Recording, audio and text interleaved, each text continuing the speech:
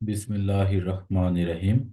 প্রিয় শিক্ষার্থী, নারেশনের পার্ট 2 ক্লাসটিতে তোমাদেরকে স্বাগতম। তোমরা ইতিমধ্যেই নারেশনের পার্ট 1 ক্লাসটি নিশ্চয়ই দেখেছো। আজকে আমরা পার্ট 2তে যেগুলো আলোচনা করব, পার্ট 1 এর সাথে সেগুলো ব্যাপকভাবে সংশ্লিষ্ট। তাই তোমরা এখনো যদি পার্ট 1 ক্লাসটি না দেখে থাকো, তাহলে তোমরা পার্ট 1 ক্লাসটি দেখার পরে পার্ট 2 ক্লাসটি ইউটিউবে ভিডিও লেকচারটি দেখবে। প্রিয় শিক্ষার্থী, চলো শুরু করছি আজকের ন্যারেশনের পার্ট 2 ক্লাসটি। আজকে আমাদের ন্যারেশনের পার্ট 2 ক্লাসটিতে আমরা আলোচনা করব অ্যাসার্টিভ সেন্টেন্সের রুলসগুলো নিয়ে আমরা আলোচনা করব। অ্যাসার্টিভ সেন্টেন্সের নারেশন চেঞ্জিং এর যে রুলসগুলো রয়েছে, সেই রুলসগুলো মূলত পক্ষে ইন্টারোগেটিভ, ইম্পারেটিভ, অবজেক্টিভ, এক্সক্লামেটরি, ঠিক আছে, এই সেন্টেন্সগুলোতে ব্যাপকভাবে সংশ্লিষ্ট। ঠিক আছে, এগুলো একটির সাথে আরেকটি ব্যাপকভাবে তোমার সম্পর্কিত। তাই অ্যাসার্টিভ সেন্টেন্সের রুলসগুলো যদি তোমরা সুন্দরভাবে বুঝতে পারো, তাহলে পরবর্তীতে নারেশনের বাকি সেন্টেন্সের যেই চেঞ্জিং গুলো রয়েছে তোমরা সুন্দরভাবে করতে পারবা। আর আরো একটি বিষয় তোমাদেরকে বলছি। তোমরা দেখতে পাচ্ছ এখানে রুল 1। এই রুল 1টা যদি তোমরা ভালোভাবে বুঝতে পারো, তাহলে তোমাদের কাছে 90% নারেশনটা হয়ে যাবে। 90% নারেশনটা বোঝা হয়ে যাবে যদি তোমরা রুল 1টা বুঝতে পারো। তাহলে আমরা বলতে পারি তোমাদের কাছে রুল 1 নারেশনের রুল 1 ইকুয়াল টু নারেশন তোমাদের কাছে পানি। ঠিক আছে, তাই তোমরা রুল 1টিকে খুব সুন্দরভাবে গুরুত্ব দিয়ে বারবার ভিডিও ক্লাসটি টেনে টেনে দেখে তোমরা এটিকে সুন্দরভাবে দখলে নিয়ে আসবা। চলো শুরু করছি আজকের ক্লাসটি। দেখো, বলা আছে rules of changing narration direct to indirect. তো রুলস 1-এ এখানে কি বলেছে? আরএস।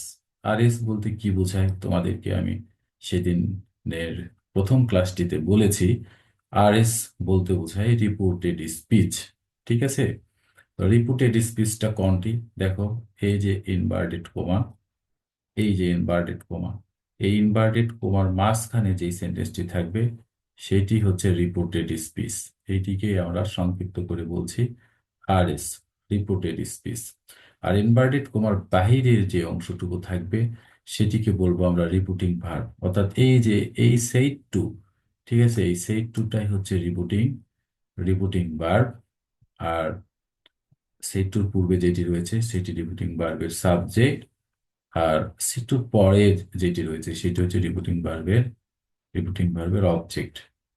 ঠিক আছে, তাহলে এটি হচ্ছে রিপোর্টিং ভার্বের সাবজেক্ট। আর এখানে মিটা হচ্ছে রিপোর্টিং ভার্বের অবজেক্ট। ঠিক আছে, তো চলো আমরা পরিবর্তন কিভাবে হবে সেইটি নিয়ে এখন আলোচনা করা যায়।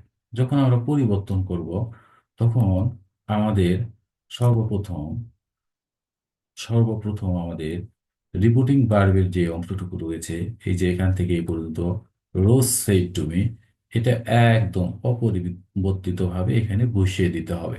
অথবা তুমি এই সেইড টুর পরিবর্তে এখানে টোল্ডও করতে পারো। সেই ক্ষেত্রে টোল্ডও করতে পারো। তবে টোল্ড করার একটি শর্ত রয়েছে। যদি তুমি এখানে টোল্ড করো, তাহলে অবশ্যই রিপোর্টিং ভার্বের অবজেক্ট থাকতে হবে। অবজেক্ট যদি না থাকে, তাহলে তুমি সেই টুটাকে টোল্ড করতে পারবে না, সেক্ষেত্রে সেইটি রাখতে হবে। ঠিক আছে, এরপর এই যে কমা এবং ইনভার্টেড কমা, এইটির পরিবর্তে তোমাকে এখানে বসাতে হবে ড্যাট। তাহলে আমরা শুরু থেকে বলি। আমরা শুরু থেকে কি শিখতে পারলাম? শুরু থেকে আমরা শিখতে পারলাম এখানে যে সেট টুটা হচ্ছে আমাদের রিপোর্টিং ভার্ব। সেট টুটা হচ্ছে আমাদের রিপোর্টিং ভার্ব। আর এখানে সেট টুর পূর্বে রোজ, এইটি হচ্ছে রিপোর্টিং ভার্বের সাবজেক্ট।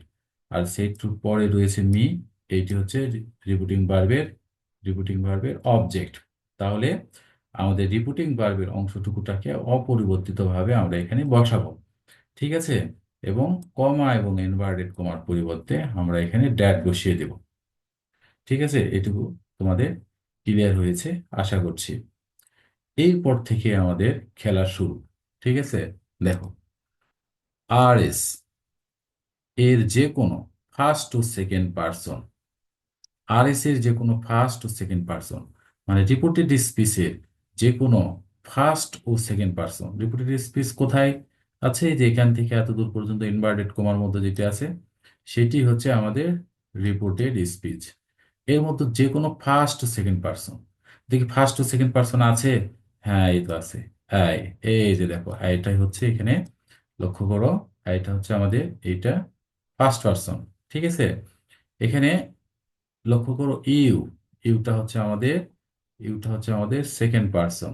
ঠিক আছে, আচ্ছা, কি বলেছে ফার্স্ট টু সেকেন্ড পার্সন সম্পর্কে? কি বলেছে দেখো, লক্ষ্য করো, বলছে রিপিটেড স্পিচের যে কোনো first to second person reporting ভার্বের যথাক্রমে সাবজেক্ট। তার মানে এই ফার্স্ট পার্সনের সাথে সম্পর্ক রিপোর্টিং ভার্বের সাবজেক্টের। ঠিক আছে, রিপোর্টেড স্পিচের ফার্স্ট পার্সনের সাথে সম্পর্ক রিপোর্টিং ভার্বের সাবজেক্টের। এরপরে দেখো, রিপোর্টেড স্পিচের সেকেন্ড পার্সনের সাথে সম্পর্ক রিপোর্টিং ভার্বের অবজেক্টের। রিপোর্টেড স্পিচের রিপোর্টেড স্পিচের সেকেন্ড পার্সনের সম্পর্ক হচ্ছে রিপোর্টিং ভার্বের অবজেক্টের সাথে যথাক্রমে সাবজেক্ট ও অবজেক্ট অনুসারে পরিবর্তিত হয়। থার্ড পার্সন, থার্ড পার্সন কি আছে আমাদের রিপোর্টেড স্পিচে? হ্যাঁ, এই যে দেখো, লক্ষ্য করে এখানে থার্ড পার্সন রয়েছে। হিটা হচ্ছে আমাদের থার্ড পার্সন। হচ্ছে থার্ড পার্সন সর্বদাই অপরিবর্তিত থাকে, মানে থার্ড পার্সনটির কোনো পরিবর্তন হবে না, থার্ড পার্সন যেমন আছে ঠিক তেমনই থাকবে। তো চলো আমরা পরিবর্তনটা দেখি, করে ফেলি। পরিবর্তনের ক্ষেত্রে আমাদের কিছু কিছু নিয়ম মানতে হবে। তোমাদেরকে কি বলেছিলাম মনে আছে? নারেশন পরিবর্তনের সময় আমাদের চারটি পরিবর্তন হয়। নারেশন পরিবর্তনের সময় আমাদের চারটি পরিবর্তন হয়। এই চারটি পরিবর্তনের কথা তোমাদের একটু স্মরণ করে দেই। দেখো, চারটি পরিবর্তনের কথা বলেছিলাম: পার্সনগত পরিবর্তন, নাম্বারগত পরিবর্তন, টেন্সগত পরিবর্তন, কিছু শব্দগত পরিবর্তন। এখন আমরা এই পরিবর্তনগুলো করব। ঠিক, চলে এসো, এখন আমরা এই পরিবর্তনগুলো করব। তাহলে দেখো, আমাদের এই যে রিপোর্টেড স্পিচ, এটা আমাদের রিপোর্টেড স্পিচ। এই রিপোর্টেড স্পিচের মধ্যে এখানে কি রয়েছে? ফার্স্ট পার্সনের কথা বলেছে, কিন্তু আমাদের এখানে প্রথমে সেকেন্ড পার্সন আছে। তাহলে আমরা সেকেন্ড পার্সনের পরিবর্তনটা করে নিই। তাহলে রিপোর্টেড স্পিচের সেকেন্ড পার্সন রিপোর্টিং ভার্বের অবজেক্ট। রিপোর্টিং ভার্বের অবজেক্ট কোনটা? এই যে সেই টু হচ্ছে রিপোর্টিং ভার্ব, সেই টুটা হচ্ছে আমাদের রিপোর্টিং ভার্ব। তাহলে রিপোর্টিং ভার্বের অবজেক্ট কোনটা? রিপোর্টিং ভার্বের অবজেক্টটা হচ্ছে মি। এই মি মোতাবেক পরিবর্তিত হবে। কিন্তু এই পরিবর্তনের সময় আমাদের লক্ষ্য রাখতে হবে, পরিবর্তনের সময় আমাদের লক্ষ্য রাখতে হবে এইটাই, যে এখানে লক্ষ্য করো, ইউ সেকেন্ড পার্সন, ঠিক আছে, অবজেক্ট কে যে ধরলো, মি কে যে ধরলো।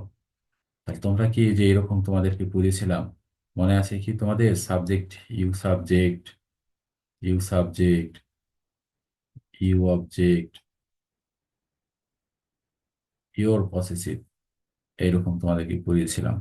তোমাদেরকে পড়িয়েছিলাম I subject, me object, my possessive, এভাবে পড়েছিলাম আমাদের প্রথম ক্লাসে। ঠিক আছে, তাহলে এটা হচ্ছে আমাদের সাবজেক্ট, এটা অবজেক্ট, আর এটা হচ্ছে পসেসিভ। তাহলে তুমি এখানে একটা বিষয় দেখো, এখানে একটা বিষয় তোমরা একটু লক্ষ্য রাখো, যে এখানে সাবজেক্টের জায়গাতেও ইউ আছে, অবজেক্টের জায়গাতেও ইউ আছে। তাহলে ইউ কখন সাবজেক্ট, ইউ কখন অবজেক্ট, এটা কিন্তু তোমাদেরকে বোঝার একটা টেকনিক আমি বলে দিচ্ছি। দেখো, আমি বলেছি যে you you love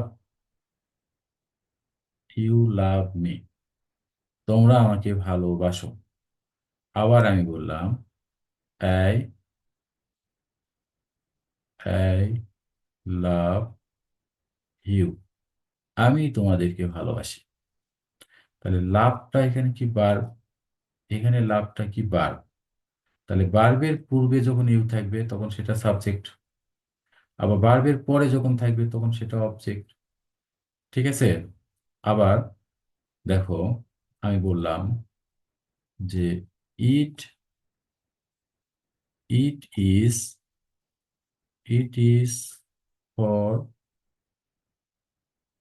it is for you, এটা তোমার জন্য। ফরটা কি? ফর হচ্ছে প্রিপোজিশন।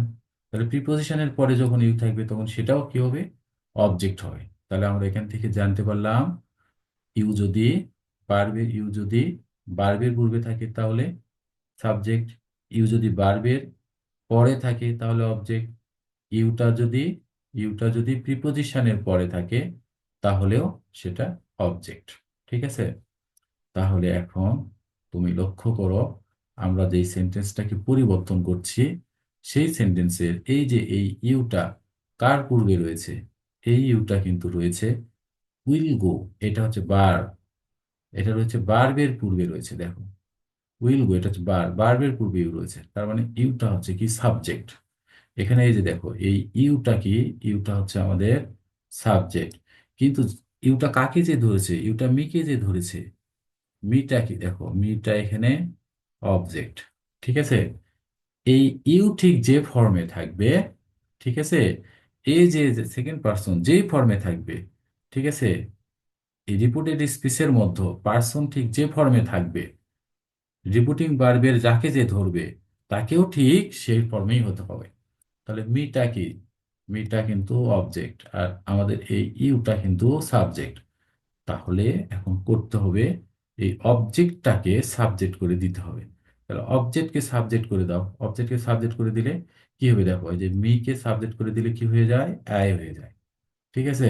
তাহলে এখন আমাদের কিন্তু মিলে গেছে সব দিক থেকে। দেখো, ইউ ইউ হচ্ছে ইউ হচ্ছে প্রোনাউন। ইউ হচ্ছে প্রোনাউন।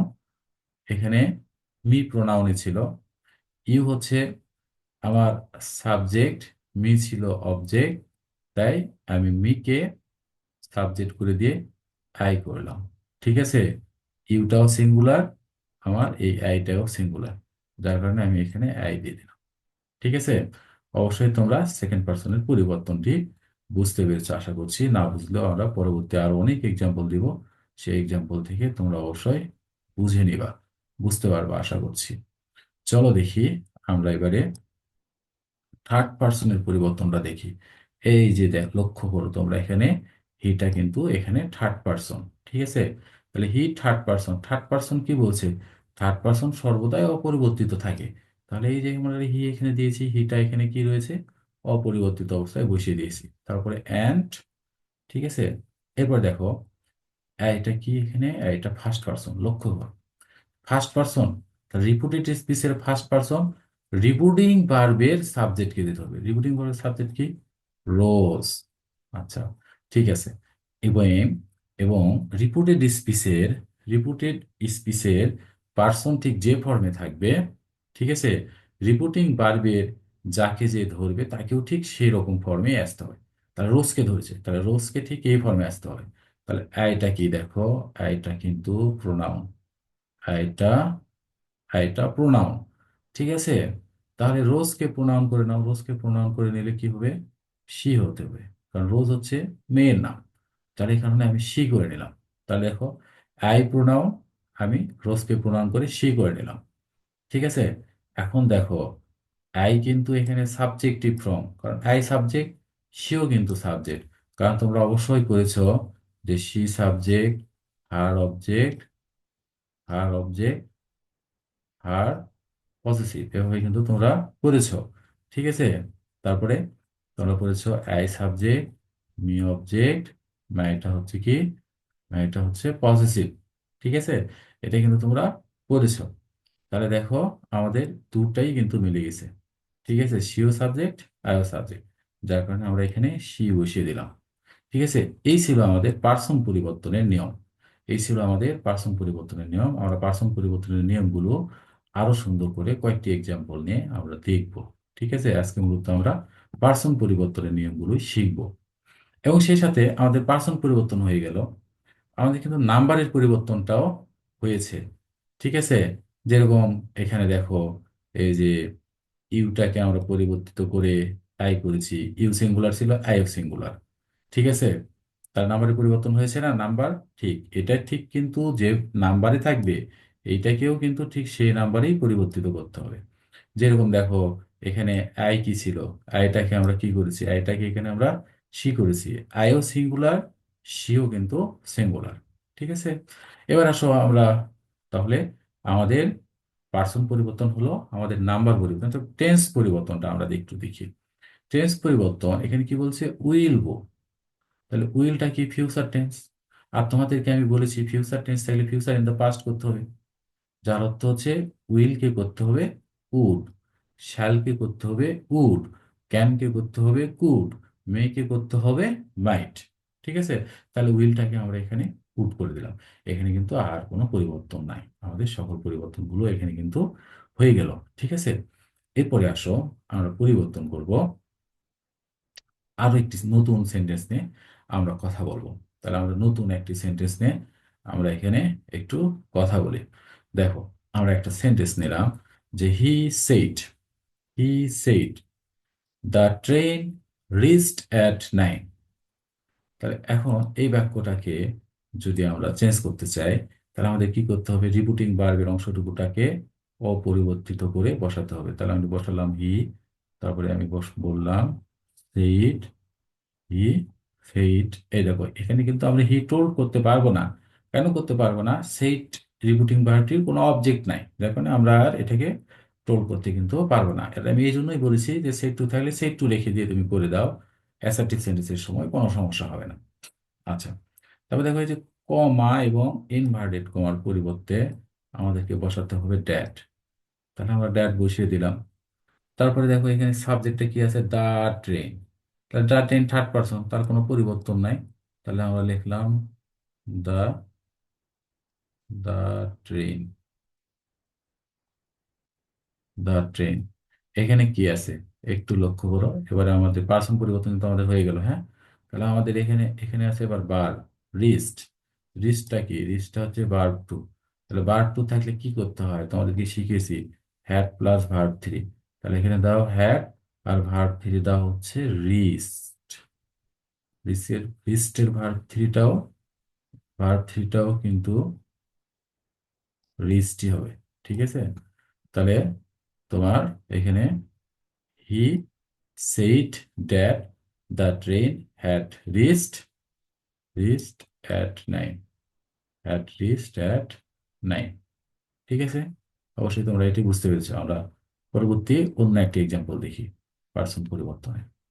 দেখো, সেইড টুটা হচ্ছে আমাদের রিপিটিং ভার্ব।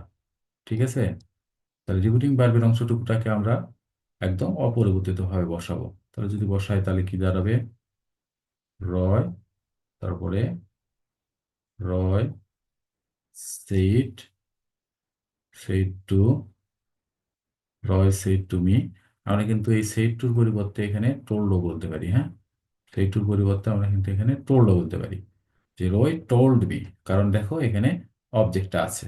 তারপরে আমাদের এই যে কমা এবং ইনভার্টেড কমার পরিবর্তে আমরা এখানে বসাবো ড্যাট। ঠিক আছে, এটা ফার্স্ট পারসন রিপিটিং ভার্বের সাবজেক্টকে দিয়ে ধরবে, তাহলে আই কিন্তু প্রোনাউন, তাহলে রয়কে প্রোনাউন করে দাও, রয়কে প্রোনাউন করে দিলে কি হবে, হি হবে, আই সিঙ্গুলার হিও সিঙ্গুলার, তাহলে আমরা এখানে হি দিয়ে দিলাম। এরপরে পার্সন পরিবর্তনের নিয়ম হল চলে গেল, নাম্বারও পরিবর্তন আমরা করেছি একই সাথে, নাম্বারটাকেও আমরা ঠিক দেখলাম, কারণ আই সিঙ্গুলার হিও সিঙ্গুলার। এরপরে টেন্স পরিবর্তনের নিয়ম তোমাদেরকে কি বলেছি মনে আছে, আমি যার থাকলে ওয়াজ হয় হবে, তাহলে হির সাথে কি হবে বলো, he third person singular number, তাহলে অবশ্যই হির সাথে হবে ওয়াজ, তাহলে হি ওয়াজ, টেন্স পরিবর্তন হয়ে গেল। তারপরে যা আছে তাই লিখে দাও, he was drawing, he was drawing a picture, he was drawing a picture for, তারপরে এখানে কি বলছে দেখো, এখানে বলছে ফর ইউ, তাহলে এই যে প্রিপোজিশনের পরে ফর, ঠিক আছে, সরি প্রিপোজিশন ফর, এখানে ফরের পরে এখানে ইউ, তাহলে এটা অবশ্যই অবজেক্ট, প্রিপোজিশনের পরে ইউ, তার মানে এটা অবজেক্ট। তাহলে এই অবজেক্টটা কাকে যে ধরবে দেখো, অবজেক্ট কি সেকেন্ড পারসন, ঠিক আছে, সেকেন্ড পারসন হলেই কোনো কথা নেই, ডিরেক্ট যে রিবুটিং ভার্বের অবজেক্ট কেঁদে ধরবে। তাহলে রিবুটিং ভার্বের অবজেক্ট কেঁদে ধরলো মি। তাহলে মিটা কি দেখো, মিও কিন্তু অবজেক্ট। তাহলে ইউ, এখানকার ইউটাও অবজেক্ট, এখানকার মিটাও কিন্তু এখানে অবজেক্ট। তাহলে মিলে গেছে কিন্তু দেখো। ঠিক আছে, তাহলে এখানে তুমি মি দিয়ে দাও। তাহলে কি দাঁড়ালো আমাদের, Roy said to me that he was drawing a picture for me. ঠিক আছে, এইভাবে আমাদের পরিবর্তনগুলো করতে হবে। তো চলে আসো, এরপরে আমাদের 3 নম্বর সেন্টেন্সটি দেখো। 3 নম্বর একটু ক্লিয়ার করে নিই, পরিষ্কার করে নিই, তোমাদের বুঝতে সুবিধা হবে আমার। আচ্ছা, এখানে দেখো 3 নম্বর সেন্টেন্সটি দেখো। 3 নম্বর সেন্টেন্সটি বলছে, Roy said I saw rose near our school. তাহলে আমরা এখানে কি করব, রিপিটিং ভার্বের অংশটুকু যেটা, সেটা আমরা সুন্দর করে বসিয়ে দিব অপরিবর্তিত ভাবে। রয় সেইড, এখানে কিন্তু রয় টোল করতে পারবে না, কারণ সেইড ভার্বের অবজেক্ট নেই। তারপরে এখানে এই যে কমা এবং ইনভার্টেড কমা, কমা এবং ইনভার্টেড কমার পরিবর্তে তুমি এখানে বসাবা ড্যাট। ঠিক আছে, তাহলে রয় সেইড দ্যাট। ওকে, এরপরে কি আছে দেখো, লক্ষ্য করো, এখানে আই হচ্ছে ফার্স্ট পারসন, কাকে যে ধরবে, রয়কে যে ধরবে। তাহলে আই প্রোনাউন, রয়কে প্রোনাউন করে নাও, রয়কে প্রোনাউন করে নিলে হবে হি। ঠিক আছে, তাহলে তোমরা এখানে হি দিয়ে দাও। আচ্ছা, তুমি হি দিয়ে দিলা। তারপরে এখানে কি সি স, তাহলে সি থেকে স হয়েছে, তার মানে এটা কি ভার্ব টু। তাহলে ভার্ব টু যদি থাকে হ্যাড প্লাস ভার্ব থ্রি করতে হয়। তাহলে তুমি এখানে দিয়ে দাও হ্যাড আর ভার্ব থ্রি। সর ভার্ব থ্রি কি, সর ভার্ব থ্রিটা হচ্ছে সিন। আচ্ছা, দিয়ে দাও। তারপরে রোজ আছে থার্ড পারসন, কোনো পরিবর্তন নাই। আচ্ছা, দিয়ে দিলা রোজ। তারপরে কি বলছে, নিয়ার, নিয়ার। এই দেখো, এখানে আবার একটি ফার্স্ট পারসন এসেছে, আবার। তাহলে ফার্স্ট পারসন হলেই আমাদের মনে রাখতে হবে, আমাদের যদি ফার্স্ট পারসন হয়, তাহলে আমাদের মনে রাখতে হবে এই ফার্স্ট পারসন যে সব সময় এই সাবজেক্টটাকে ধরবে, ফার্স্ট পারসন যে সব সময় এই সাবজেক্টটাকে ধরবে। তাহলে আওয়ার প্রোনাউন, ঠিক আছে, আওয়ারটা হচ্ছে, আওয়ারটা হচ্ছে প্রোনাউন। তাহলে তুমি রয়কে প্রোনাউন করে নাও, রয়কে প্রোনাউন করে নিলে হচ্ছে হি। কিন্তু আওয়ার মানে কি আমাদের, আমাদের মানে কি একজনের নয় তো, প্লুরাল বুঝাইছে। তাহলে হি কে প্লুরাল করে নাও। তোমাদেরকে কিন্তু আমি বলে দিয়েছিলাম আমার পূর্বের ক্লাসটিতে যে হি সি এবং ইটের প্লুরাল হচ্ছে দে। তাহলে হি কে আমরা প্লুরাল করে নিলাম, এখানে হচ্ছে দে। এরপরেও কিন্তু মিলেনি দেখো, আওয়ার হচ্ছে পসেসিভ, তাহলে দে কে পসেসিভ করে নাও। দে কে পসেসিভ করে নিলে হবে তোমার দেয়ার। ঠিক আছে, দে কে পসেসিভ করে নিলে হবে তোমার দেয়ার। এবার মিলে গেছে দেখো, our pronoun, their pronoun, our plural, দেয়ারটাও প্লুরাল, আওয়ার পসেসিভ, দেয়ারটাও পসেসিভ। তাহলে মিলে গেছে দেয়ার। তাহলে এবার লিখে দাও their school, there, their school. তাহলে এখানে দেখো, Roy said that he had seen rose near their school. আশা করছি তোমরা এটি বুঝতে পারছো। আর যদি বুঝতে পারো, বারবার ভিডিওটা তোমরা টেনে টেনে দেখবা। ঠিক আছে, এবারে আমরা 4 নম্বর সেন্টেন্সটি করবো। দেখো 4 নম্বর সেন্টেন্সটি কি বলছে, the girl said I know the answer of this questions. তাহলে এটাকে তোমরা কিভাবে করবা, এটাকে তোমরা কিভাবে করবা, দা রিপিটিং ভার্বটা পরিবর্তিত ভাবে রাখবা।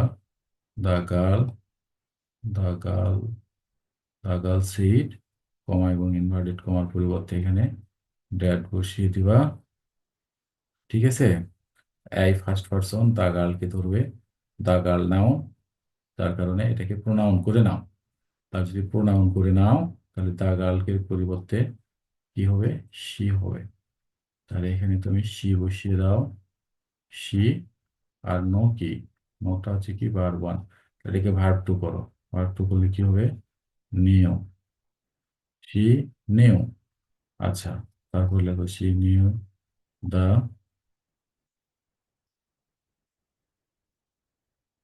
C knew the answer of. আচ্ছা, তোমাদেরকে কিন্তু আমি পড়েছিলাম দিস থাকলে ড্যাট হয়, কিন্তু দিস থাকলে তখনই ড্যাট হয় যখন দিসের পরে যদি কোনো সময়ের উল্লেখ থাকে। যেরকম এরকম যদি হতো দিস ডে, তাহলে কি দেখো ডেটা কি একটা সময় না, তাহলে হতো এটা ড্যাট ডে করতে পারতাম। ঠিক আছে, কিন্তু দিসের পরে যদি সময় ছাড়া কোনো নাউন থাকে, কোশ্চেন্স এটা কিন্তু একটা নাউন, কিন্তু কোশ্চেন দ্বারা কি সময় বুঝিয়েছে? সময় বুঝায়নি। তাহলে সেই ক্ষেত্রে দিসটা ড্যাট না হয়ে কিন্তু দা হবে, যার কারণে আমরা এখানে লিখবো অ্যান্সার অফ দ্য কোশ্চেন্স।